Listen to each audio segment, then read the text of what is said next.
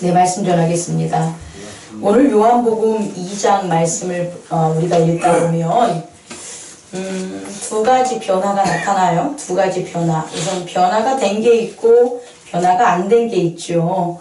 2장 1절부터 11절까지 말씀은 예수님께서 홀레에 가신 거예요. 그런데 예수님께서 이 홀레에 가기 전에 어떠한 배경이 있나 봤더니 2절에 예수와 그의 제자들도 홀레의 청함을 받았더니, 그래서 요한복음에서 첫 번째로 언급하는 게 뭐냐면 예수의 제자들이란 말이 나와요.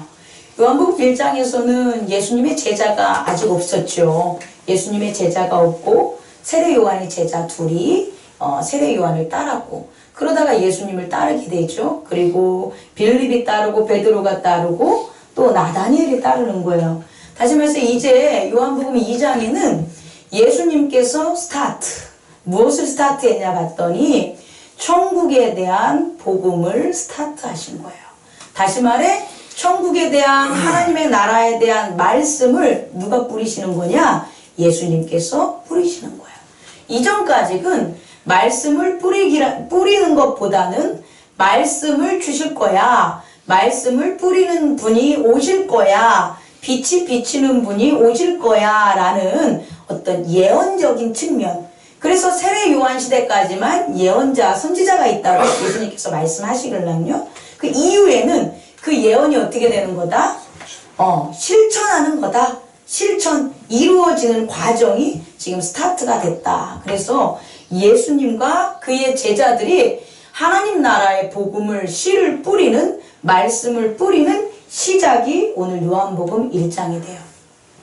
오늘이 추수감사절이잖아요. 추수감사절인데 이 추수감사절 하면 작년까지 이렇게 막 쌓아놓고 했어요. 근데 왜 추수감사절을 자꾸 쌓아놓는 거, 이렇게 쌓아놓고 이렇게 막 옆에 붙이고 이런 걸 안 하냐, 이게 마음에 아니니까 왜 그러냐 봤더니, 우선은 농사를 안 짓잖아요. 그죠? 우리가 농사를 안 짓잖아요. 예전에 농사 짓는 그런 어떤 배경 시대에는 막 진짜 쌀도 하고 호박도 갖다 놓고 뭐 많이 주렁주렁하죠. 그 의미가 이만큼 풍요롭게 우리가 하나님께서 주셨습니다, 이것을 감사합니다, 이런 의미에서 이렇게 제단에다 이렇게 쌓아놓는다고요. 근데 요새 성도들 중에 농사 짓는 분들이 몇 명이나 됐겠습니까? 특히 우리 교회는 농사 짓는 분이 한 명도 없죠. 그러면 매년 추수감사절에 그러면 이렇게 안 쌓아놓고 썰렁하게 해야 되냐, 여러 가지 좀 생각을 해보는 거예요. 근데 오늘 찬양하면서 제가 말씀드린 건, 우리가 1년 동안 어떤 씨를 뿌려야 될지 계획도 안 세웠고, 씨를 또 뿌리려고 하지도 않았고, 그렇게 1년을 갖다 봄 지나고 여름 지나고 가을 됐는데 뭐 갖다 놓을 게 우리가 준비를 해야지 갖다 놓는 거 아니겠습니까? 그렇지 않았구나 라는 생각을 했어요. 그래서 내년 2018년도부터는 2017년도 올 12월에 계획을 세워가지고 각자가 2018년도에 추수감사절에 계획을 세우시라는 거죠. 주님, 저는 2018년 이러이러한 농사를 짓기를 원합니다. 제 인생의 믿음에 그 농사가 주님과 더불어 지었을 때 우리의 삶에서 알곡들이 풍요롭게 그렇게 거두는 시간을 갖기를 원합니다 라고 우리가 먼저 뭐 해야 되냐? 계획을 했으면 좋겠어요. 그리고 그 계획을 위해서 1월 달부터 쭉 언제까지? 10월 달까지 10개월 동안 그 계획을 기도하는 거예요. 그 계획을 가지고 또 나가서 사는 거예요. 그리고 그 계획에서 얻어지는 결심들은 어떻게 하냐? 모아두세요. 그것이 우리가 뭐 쌀은 아니니까 어떤 물질적인 결과라든지 뭐가 있지 않겠습니까? 그럼 그것을 모아두세요. 모아두시고 그것이 성취될 때마다 쌓아두시고, 그리고 추수감사절 11월 달이 되면 그것을 하나님께 드리는 거예요. 그것이 어떤 모양이든 어떠한 형태든 그렇게 하면 우리가 이만큼 추수를 했구나, 이게 나오는데 어떻게 추수를 할지를 우리가 안 하니까 어쨌든 씨를 안 뿌린 거예요. 아, 뿌리셨나요? 죄송합니다. 저가 안 뿌려가지고. 그러면 이게 계획대로 안 되니까 추수감사절이 어떤 형식적인 그런 날밖에 되지 않는 것 같아요. 그래서 내용을 충실히 하는 2018년이 됐으면 좋겠습니다. 아멘? 아멘. 이렇게 예수님은요, 시작을 했다는 거예요. 뭐에 대해서?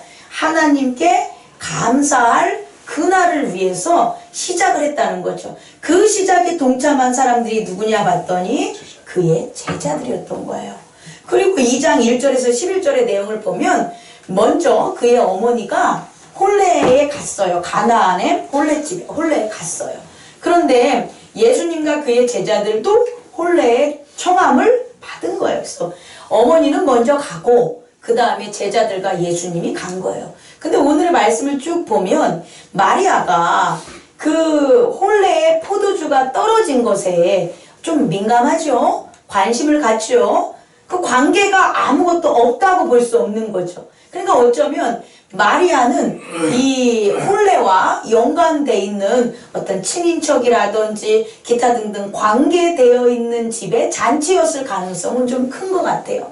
그런 잔치의 관계가 있는데 포도주가 떨어진 거예요. 그런데 포도주가 떨어지면 그 포도주를 마리아는 누구에게 청해야 돼요? 여기서 홀레를 주관하는 누가 되는 거예요? 연회장한테 얘기를 해야 되는 거잖아요. 근데 마리아는 포도주가 떨어진 것을 연회장한테 얘기한 게 아니라 오히려 누구에게 얘기하냐? 예수님에게 얘기하게 되는 거죠. 그의 아들에게 얘기하게 되는 거예요. 연회장은 이와 같이 포도주가 떨어질 줄을 몰랐겠죠. 제 생각은 그래요. 연회를 한두 번 베푸는 것도 아니고 연회를 주관할 때는 적어도 이러이러한 청함을 받은 자들이 올 텐데 그것에 대비해서 당연히 음식이나 이런 것들이 이렇게 다 갖춰줘야 되지 않겠습니까? 그런데 연회장도 스스로 해결할 수 없을 정도로 어떤 일이 벌어졌나 제가 보면 많은 사람들이 왔다고 저는 추측할 수밖에 없다는 거죠. 왜냐하면 예상했던 사람들보다 더 많은 사람들이 왔기 때문에 포도주가 모자란다고 봐야지 애초에 조금 준비했다고 보면 안 되잖아요. 그렇다면 오늘 이렇게 추수를 할 때 제가 여러분에게 드릴 수 있는 것은 우리가 우리의 생각과 우리의 계획과 우리의 뜻으로 살아가는 것은 단지 우리가 계획했던 것밖에 못 이뤄요. 혹은 그 계획했던 것들도 이룰 수가 있어요. 그것조차도 성취하지 못할 수가 있어요. 그런데 이 땅에 예수 그리스도가 하나님께서 친히 인간의 몸을 입으시고 이 땅에 오신 거예요. 그 예수 그리스도가 동행할 때는 무엇이 원하고 안 원하고가 아니라 그가 가는 자리에는 항상 하나님의 무엇이 준비되어 있냐? 풍요로움, 넘침이 준비되어 있다는 거예요. 만약에 예수 그리스도가 오늘 이 연회장에 초청받지 않았다고 본다면 저는 포도주 안 모자랄 거라고 봐요. 네, 우리가 살면서 그렇게 예외적인 상황들이 막 벌어지진 않아요. 그런데 예수 그리스도라는 하나님의 임재한다면 그 임재하는 자리는 항상 뭐라고요? 변화와 하나님이 여기에 나타나셔 계셔라는 걸 뭐 하는 거예요? 드러날 수 있는 사건, 액시던트가 뭐 한다? 벌어진다는 거예요.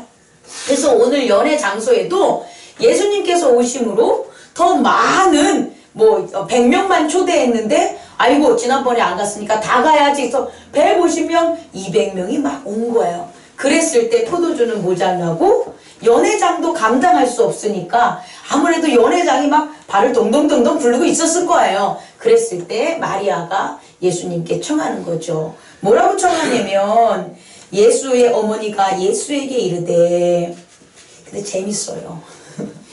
예수의 어머니가 예수에게 이르되 이렇게 안 해요. 잘 봐야 돼요. 문자 하나하나를, 이 말씀 하나하나를.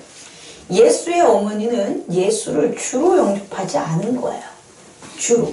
만약에 예수의 어머니 마리아가 예수님이 예수 그리스도라고 아신다면 주여 이렇게 얘기해야 돼요. 주여 저들에게 포도주가 없다 합니다. 이렇게 해야 되는데 예수의 어머니가 예수에게 이르되 그러면 인간 예수 아들 그런데 표적과 기사는 있어. 왜? 마리아는 꿈을 꿨고 또 천사를 받고 여태껏 잘하는 환경에 같이 있었으니까 범상하진 않은 건 알아. 하지만 주로 영접한 건 아닌 거예요. 사실은 여기에 미스테이크가 있는 거죠. 예수를 주로 영접했다면 주가 나타난 분명히 표적이 나와야 돼요. 근데 주가 나타난 표적이 나오지 않았다는 거예요. 주로 영접하지 않았기 때문에. 그래서 뭐냐면 저들에게 포도주가 없다 합니다. 그랬더니 4절에 다 같이 읽어볼까요? 시작. 예수께서 이르시되 여자여 나와 무슨 상관이 있나이까? 내 때가 아직 이르지 아니하였나이다. 자, 마리아는 예수님을 주로 받아들이지 않은 거고요. 예수님은 자신을 아들로 받아들이지 않는 거예요. 이렇게 일어났을 때의 미스테이크. 여러분 되게 중요합니다. 우리가 하나님을 주로 영접해야 돼요. 근데 내가 주로 영접하지 않는단 말이에요. 주님, 당신만이 이 일을 해결할 수 있습니다라고 우리가 그에 대한 믿음으로 구하지 않으면 그 하나님의 나타내시는 그 뜻은 안 나타난다는 거죠. 그런데 이런 건 나타날 수 있어요. 그동안에 우리의 노력이라든지 뭐 예를 들어서 열심이라든지 어떤 인간적인 어떤 그런 뜻이라든지 그런 것들이 착해. 그래서 이루어지는 결과는 뭐하다? 나타날 수 있다는 거예요. 왜냐 봤더니 예수님은 여기서 이렇게 나와야 되는 거죠. 여자여 나와 무슨 상관이 있습니까? 이렇게 하면 안 되잖아요. 아들로서 하면 어머니 아직 제가 그거 할 줄 몰라요 이렇게 하든지 어머니 이렇게 나아야 하는데 여자요 이런 건 뭐냐면 난 이제 당신의 아들로서가 아니야. 왜? 내가 오늘부터 뭐 할 거니까 하나님 나라의 표적과 기사를 이 땅에 보여야 되니까 다시 말해 하나님으로 나타나야 되는 거죠. 그러니까 어머니 이렇게 부를 수가 없는 거예요. 뭐라고 부르냐? 여자요 이렇게 부르는 거죠. 그래서 일반적인 사람들이 보면 예수님을 갖다 비난할 때 첫 번째 비난거리가 나오는 거죠. 부모를 섬기지도 않아. 배은망덕해. 엄마한테 여자래. 막 이렇게 알지 못하는 사람 농담으로 하는 거예요. 웃지도 않아요. 이렇게 해서 무슨 상관입니까? 정말 상관이 없는 거예요. 여러분 이거 되게 중요해요. 예수 그리스도께서 하나님께서 우리에게 무슨 상관으로 우리와 함께 하시겠어요? 여러분 교회를 예수 그리스도의 성전을 여러분의 내면의 세계와 겉으로 드러나는 이 우리들의 공동체에 여러분들이 세우지 않으면 여러분 하나님이 여러분과 무슨 상관이 있겠어요? 예수 그리스도가 여러분과 무슨 상관이 있겠어요? 주일날 예배에 참석하지도 않으면서 내가 하나님을 믿는다고 말한다면 그와 무슨 상관이 있겠어요? 하나님을 믿는다고 하면 하나님께 예배드리는 경건함이 기본 아니겠습니까? 그 기본도 하나님께 드릴 마음조차 없으면서 하나님 저 좀 도와주세요. 하나님은 주십니다. 저는 하나님만 믿어요. 저는 천국에 대한 확신이 있어요. 아무리 입으로 뱉어봤자 거짓말이라는 거예요. 아무 소용없다는 거예요. 정말 우리의 믿음이 주를 하나님으로 여긴다면 아픔에도 불구하고 어려운 상황에도 불구하고 낭만된 상황에도 불구하고 주님 저는 이만큼 이렇게 목숨을 걸고 주 하나님을 믿습니다. 주 하나님께 예배합니다를 전해야 되는 거예요. 그렇게 돼야지 상관이 있는 거예요. 그런데 지금 연회장에 있는 포도주와 예수님과는 전혀 상관이 없는 거예요. 여자여가 상관이 없다는 게 아니라 이 포도주가 있고 없는 게 나랑 무슨 상관이 있냐라는 거예요. 우리가 예수님이 말씀하시니 물이 변하여 포도주 됐네 이런 거짓된 노래에 노란하지 마십시오. 예? 예수님의 말씀이 물이 변하여 포도주 만들려고 있는 게 아니에요. 많은 사람들이 착각을 하죠. 물이 변해서 포도주 만든 그 표적을 우리에게 보여주십시오. 우리도 그렇게 믿습니다. 표적을 보고 믿는 거 아니에요? 그렇지 않아요. 표적은 상관이 있어야 나타나는 거예요. 예수님과 그 백성 간의 상관이 있어야지 표적이 나타나고 참 기적이 나타나는 거예요. 그런데 오늘 연회장에서 물을 포도주로 만드는 것, 다시 말해 포도주가 모자라는 것은 예수님하고는 전혀 상관이 있는 일이다 없는 일이다, 없는 일이라는 거예요. 그래서 이렇게 얘기한 거예요. 나랑 무슨 상관이 있냐? 그럼 그냥 가시면 되죠. 그죠? 그냥 가시는 거예요. 원래대로 하면 가셔야 돼요. 이런 표적과 기사 일으키면 돼요? 안 돼요? 안 돼요. 그냥 가셔야 돼요. 그런데 예수님께서 뭐라고 하시냐? 말씀은 이렇게 했어요. 무슨 상관이 있냐? 내 때가 아직 이르지 아니하였는데, 그렇게 하시니까 그의 엄마가 하인들에게 너희에게 무슨 말씀을 하시거든 그대로 하라. 삐지지 않았어요, 마리아가. 어쨌든 하라. 따끔했을 거야. 내 말을 따끔했을 거야. 아, 이런 것을 내가 예수님한테 진짜 이걸 부탁을 했네. 아유, 내 믿음이 막 이랬을 것 같아요, 제가 봤을 때는. 그런데 이제 예수님께서 7절에 봤더니 예수께서 그들에게 이르시되 항아리에 물을 채우라 하신즉 어기까지 채우니 떠서 연회장에게 갖다 주라. 그랬더니 이게 뭐로 바뀐 거예요? 물이 포도주로 바뀌었어요. 근데 이 포도주가 얼마나 맛있게 바뀌었는지 온 사람들이, 야, 원래 맨 처음부터 잔치에 맛있는 걸 내고 그 다음에 덜한 걸 내는데 너희는 어떻게 지금 나중에 나온 이 포도주가 이렇게 더 맛있냐라 그러면서 막 포도주가 맛있어서 좋아 죽겠어. 아주 좋아 죽겠어. 자, 예수님께서는 왜 상관이 없는데 물을 포도주로 만들었을까요? 연회장에 온 사람하고는 절대 상관이 없어요. 그런데 누구와 상관이 있냐 봤더니 하인들, 또 누구? 마리아, 또 누구? 제자들. 이런 거예요.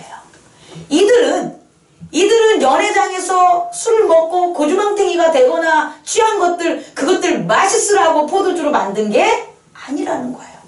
예수님이 처음으로 누구와? 제자들과 함께 동행하는 첫 자리였다는 거예요.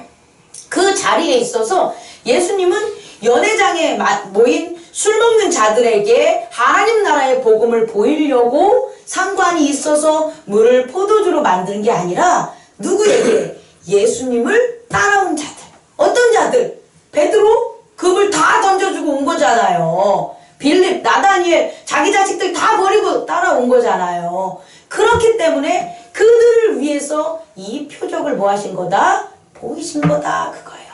우리 가운데 우리 가정이라든지 기업이라든지 보면 모두가 다 하나님을 다 잘 믿는 건 아니잖아요. 아니, 교회를 예를 들면 교회도 그렇잖아요. 그런데 왜 교회의 표적을 보이겠냐는 거예요.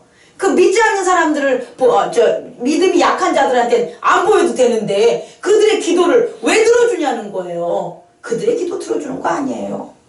믿음 없는 자의 기도는 안 들어줘요. 믿음 없는 자의 기도는 아예 상달이 안 돼요. 그렇다고 그들이 기도하는 게 안 이루어져요? 아니에요. 이루어져요. 누구 때문에? 예수님을 따르는 그 아내 때문에, 예수님을 따르는 그 남편 때문에, 예수님을 따르는 그 권사님, 집사님, 또 그 목사님 때문에 교회 역사하는 거예요. 왜? 그들에게 보여줘야 되니까. 왜? 그들은 뭐 한 거니까? 믿음으로 따랐으니까. 그래서 오늘 물을 포도주로 바꾼 이 첫 표적에는 11절에 보면 뒤에 제자들이, 여기서 보면 그의 영광을 나타내심에 제자들이 그를 믿으니라. 첫 표적으로 누구를 믿게 했다? 제자들을 믿게 한 거예요.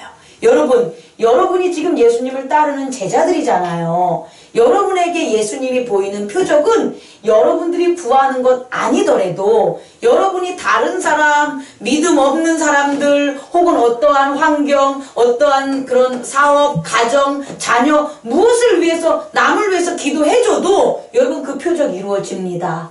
왜 이루어지냐면 그들 때문에 이루어지는 게 아니에요. 누구 때문에? 여러분들 때문에. 기도하는 예수 그리스도의 제자들에게 뭘 갖게 하려고? 믿음을 갖게 하려고 이루어 주신 표적이다라는 거예요. 이해가셨죠? 예수님은 그 술 많이 먹는 자들에게 뭐가 좋아서 술을 만들어 줬겠어요? 아니죠. 제자들. 또 하나는 그 순종한 자들. 어떤 순종? 마리아의 말씀에 순종한 자. 예를 들어서 그가 무엇이거든 그의 말씀하는 대로 뭐하라? 따르라. 그래서 물을 채워라 그러면 물을 채우고, 물을 떠다가 어떻게 되다? 연회장에 갖다 주라라고 하면 갖다 준 그 하인들은 뭐 한 거예요? 알더라 이렇게 나오잖아요. 그래서 하나님께서, 예수 그리스도께서 이 땅에서 자신을 나타내실 때에는 이와 같이 그것에 대한 믿음, 예수 그리스도에 대한 믿음이 있는 단 한 사람을 위해서더라도 표적과 기적은 일어난다 안 일어난다? 일어난다. 그 한 사람이 여러분이 되기를 원합니다. 아멘. 두 번째는요, 성전 정화예요. 사실은 물을 포도주로 바뀌는 이것은 변화라는 거예요. 또 하나는 오늘 성전에 예수님께서 올라가신 다음에 그 더럽고 또 이기적이고 상업적인 성전을 다 뭐 하시는 거예요? 지금 때려 부시는 거예요. 정결을 하시기는 거죠. 그리고 다 내쫓아요. 그랬더니 유대인들이 와가지고 뭘 하냐면, 이런 일을 행하니 무슨 표적을 우리에게 보이겠느냐. 이제 표적질 좋아하는 거죠. 표적질. 유대인은 표적을 찾고 헬라인은 지혜를 찾고 뭐 지식을 찾고 이런 말이 나오지 않습니까? 유대인들이 또 표적을 막 찾는 거예요. 그랬을 때 예수님이 말씀하신 게 뭐냐면, 이 성전을 헐라. 그럼 내가 사흘 동안 다시 짓겠다. 그랬더니 얘들이 하는 말이, 아니 46년 동안 지은 것을 당신이 어떻게 사흘 만에 지어? 이거예요. 자, 이것도 변화예요. 어떤 변화?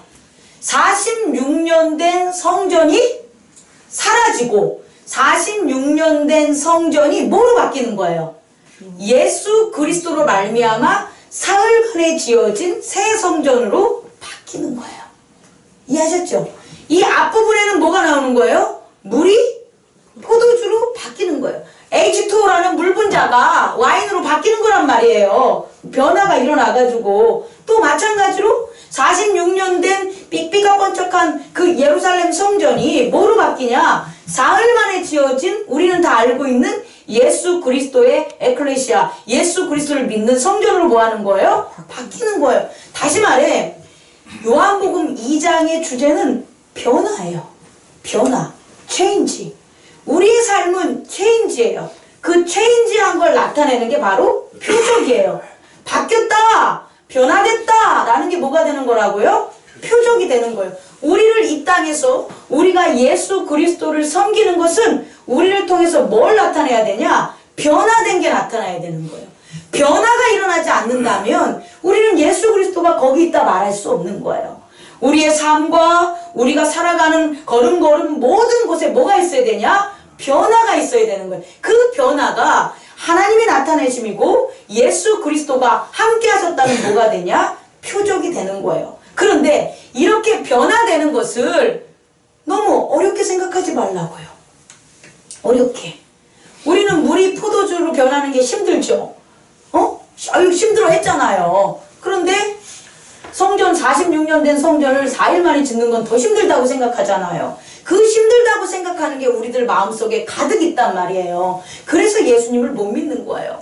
아니 제가 열심히 일했는데 이렇게 일이 안 돼요. 근데 예수님이 제가 이렇게 한 걸 어떻게 하실 거예요? 라는 걸 모르는 거예요.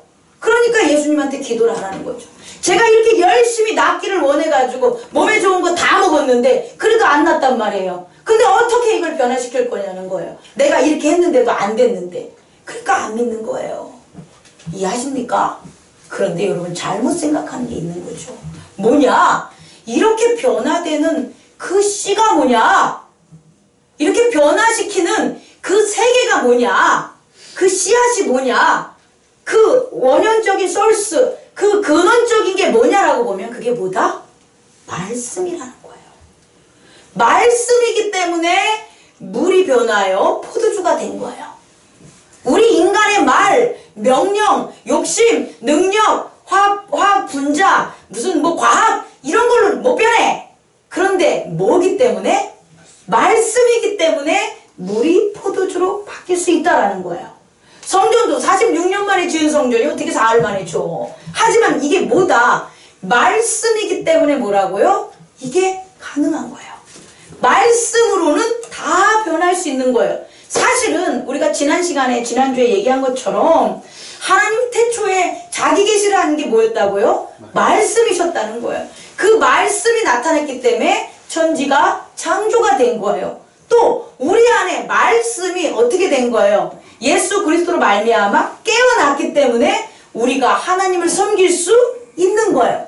다시 말해, 말씀이 없으면 변화될 수 있다 없다? 없다라는 거예요. 말씀이 있어야 변화가 되는 거예요. 그러면 예수님께서 이 하신 말씀은 도대체 예수님께서 야 46년 지은 거 내가 사흘 만에 짓게, 이게 막 즉흥적인 게 아니라는 거예요. 왜냐하면 예수님은 하나님의 말씀만을 뭐한다? 이 땅에 전하셨다는 거예요. 그럼 예수님의 이 말씀은 예수님만 아는 게 아니에요.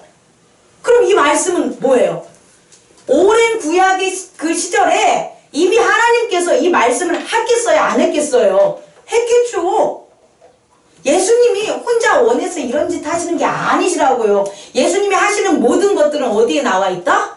말씀에 있는 거예요. 하나님의 말씀에. 그럼 하나님의 말씀에 이렇게 변화시키는 말씀이 어딨냐 봤더니 한번 찾아보세요. 미가서 4장 2절 7절.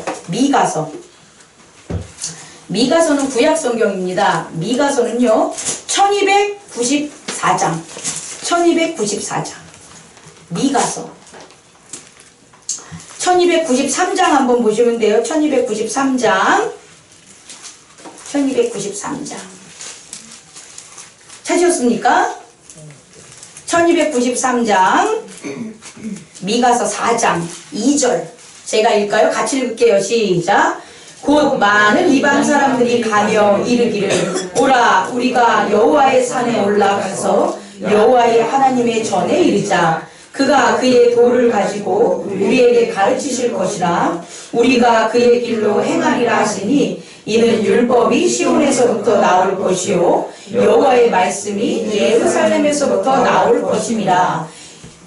자 7절 한번 읽어보세요. 시작. 발을 저는 자는 남은 백성이 되게 하며 멀리 쫓겨났던 자들이 강한 나라가 되게 하고 나 여호와가 시온 산에서 이제부터 영원까지 그들을 다스리리라. 아멘. 하나님께서 구약에서 예루살렘을 다시 짓겠다는 거예요. 어떻게? 목이 곧고 부정한 걸로 제사를 드리고 불순종하고 불의한 자들이 다스렸던 그 악을 다 뭐하고 쓸어버리고 여호와께서 다시금 뭐 하겠다는 거예요? 성전을 세우시겠다는 거예요. 다시 말해 너희들 46년 된 저 성을 헐어라. 그럼 내가 사흘 만에 짓겠다. 이건 예수님의 말씀, 예수의 말이 아니라 하나님께서 그동안 선지자들과 성경을 통해서 말씀하신 새롭게 예루살렘을 짓겠다는 하나님의 뭐였다? 말씀이셨다는 거예요. 자, 우리 이사야 62장 한번 찾아봅시다. 이사야 62장 사자 들어가는 거고요. 이사야 62장은 어디에 있나 봤더니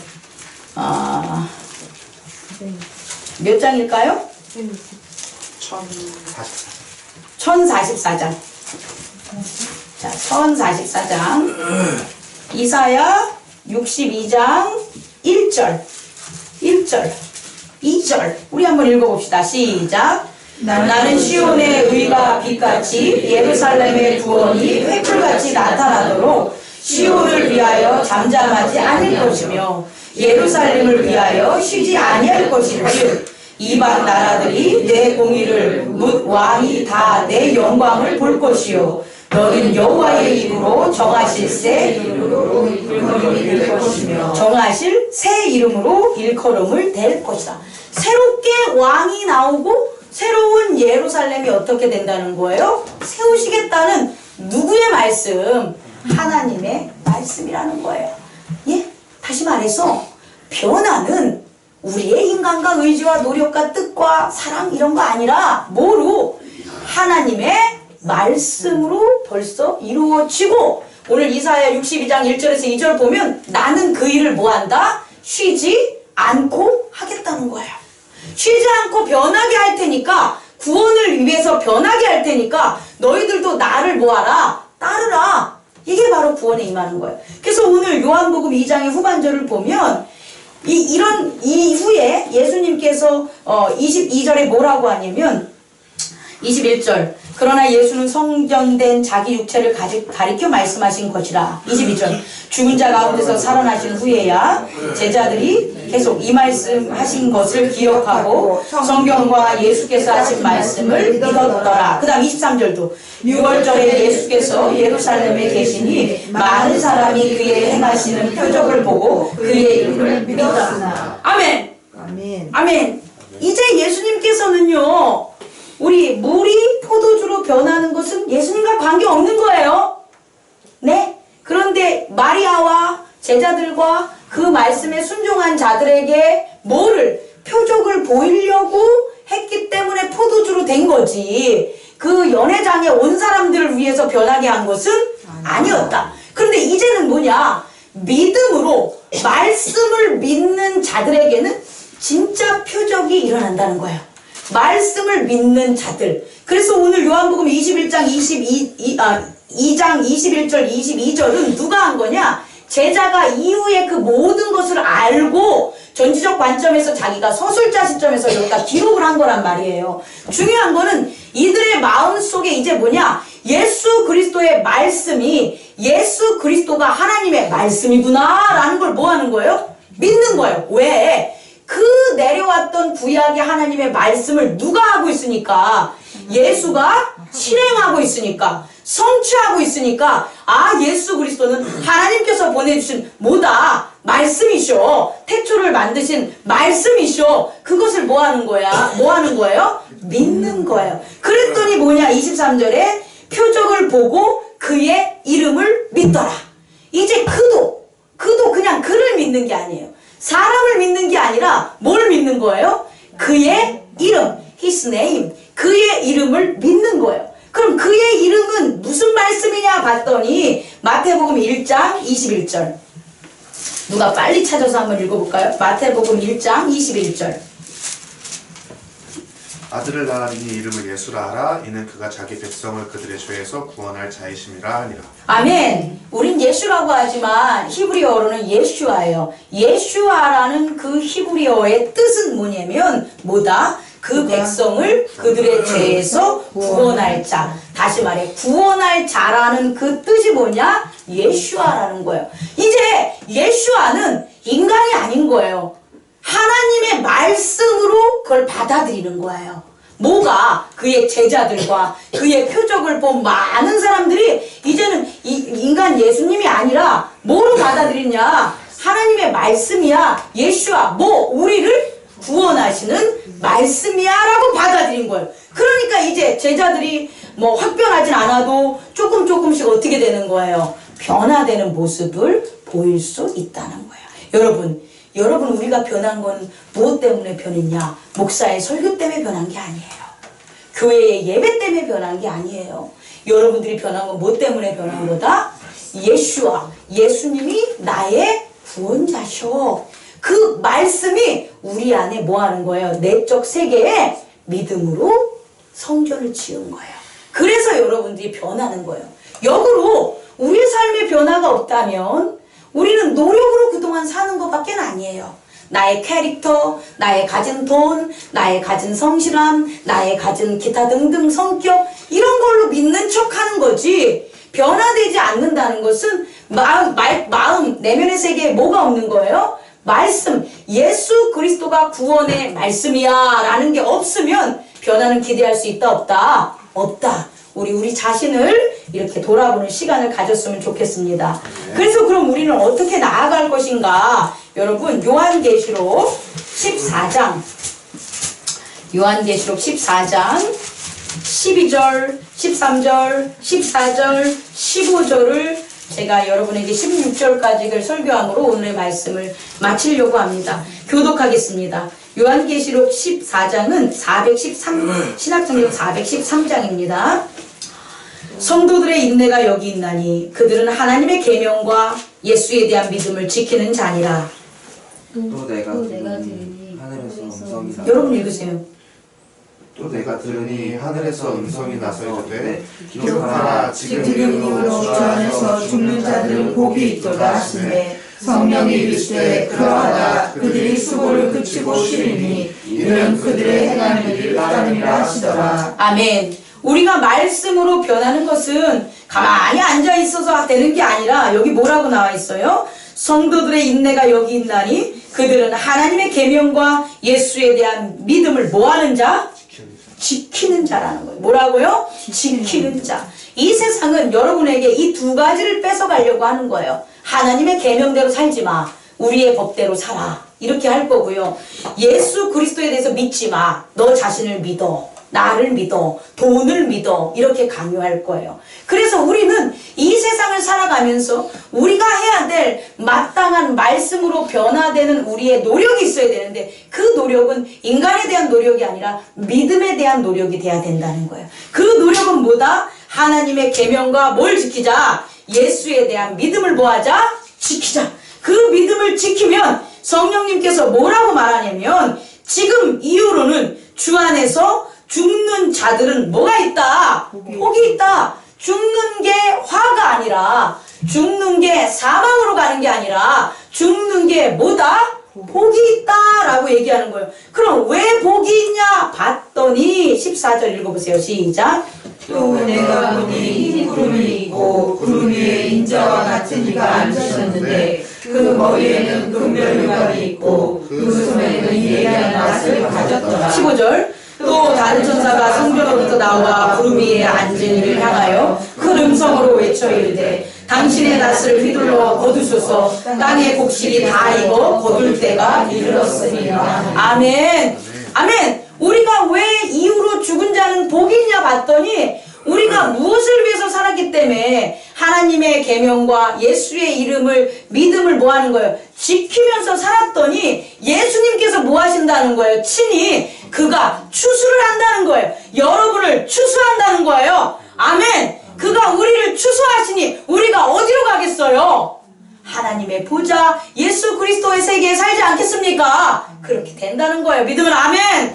아멘. 16절 한번 읽어보면 이제 뭐가 나오냐면 18절. 또 불을 다스리는 다른 천사가 제단으로부터 나와 예리한 낫 가진 자를 향하여 큰 음성으로 불러 이르되 내 예리한 낫을 휘둘러 땅에 포도송이를 거두라. 그 포도송이가 익었다 하더라. 여기까지 좋은 거 같죠? 19절 다 같이 시작. 천사가 낫을 땅에 휘둘러 땅에 포도를 거두어 하나님의 진노에 큰 포도주 틀에 던지되. 아멘. 포도가 익었어. 땅에 포도가 익었어. 근데 그 포도가 뭐예요?